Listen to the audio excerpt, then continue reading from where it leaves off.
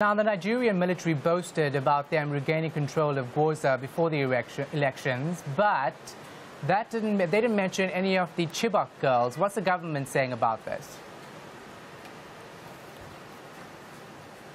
Well, President Goodluck Jonathan had said when the multinational coalition started regaining ground that he was optimistic that the girls may be found. But again, that's using this language of optimism and maybe, because it's really hard to definitively say anything at this point. And what complicated matters worse as far as the government's official standpoint when it came to what was going on the ground in the Northeast was that obviously we were in the middle of one of the most contentious political campaigns in Nigerian history. And so many people would take what the government's official line was with a grain of salt because they didn't know if this was President Goodluck Jonathan's way of perhaps trying to campaign or even perhaps taking credit for what was happening as far as the gains that were being made on the ground. And I should say that, you know, this insurgency is far from over.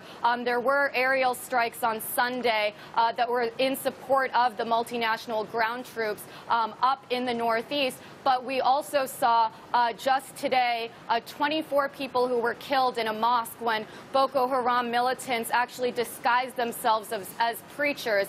We also saw an attack last week on Thursday in Gombe State at a bus station where 10 people were killed, and many people are holding Boko Haram responsible for that. We also saw an attack on a village 20 kilometers outside of Maiduguri, which is the capital of Borno, on Saturday, where eyewitnesses have told reporters and military officials that essentially what happened was the Boko Haram militants went into this town, and instead of targeting residents like they normally do, they actually were looking for food and other supplies, which perhaps suggests that they're running out of equipment in some way. And